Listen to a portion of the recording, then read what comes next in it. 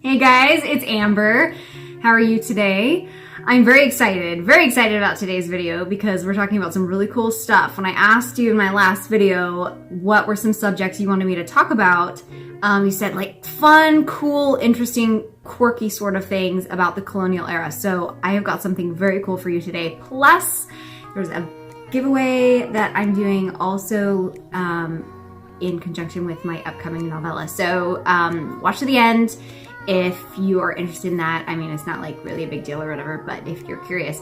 So today I'm talking about grave robbers, like body snatchers, you know?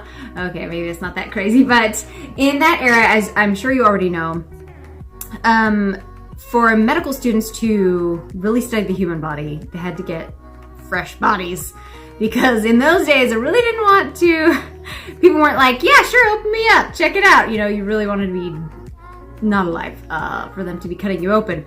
So Harvard Medical was founded in 1782, and you know, before that people were still studying and learning, but it didn't have sort of the same sort of thing. So they had to, on their own, find ways to get bodies to study, and you know, we can go into more details of that later, and Harvard Medical is a totally different subject. But people had to get bodies, so what do?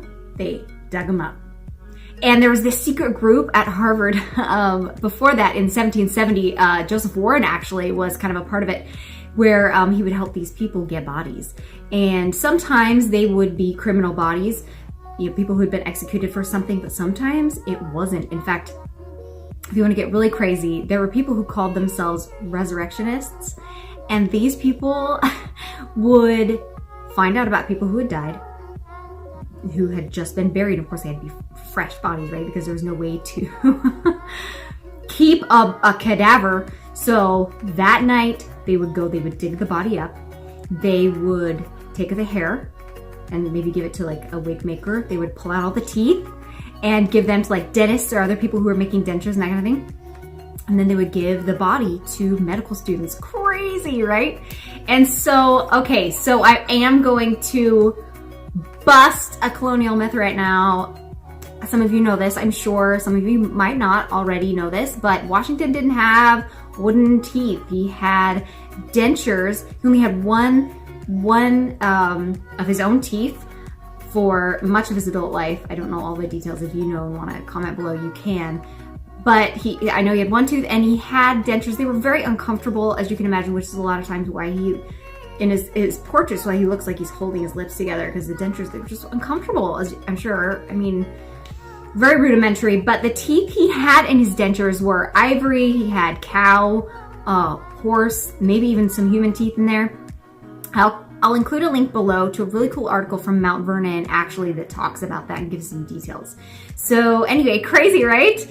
So interesting subject, really fun, and there's so many details. I try and keep these videos short and give you just kind of the interesting, skimming off the top sort of stuff, because I know you don't have a lot of time. But if you want to keep talking about it, if you have questions, go ahead and feel free to ask me anytime. Now, if you are interested in being entered to get an early copy of my novella, If Not For Thee, then just comment, enter me, and you will be entered. It's so easy. So I think that will be a lot of fun.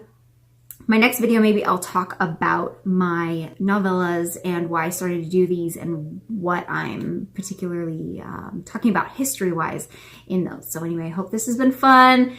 I hope it made sense. I feel like I kind of rambled. But anyway, enjoy, and let's talk again soon, okay? Bye.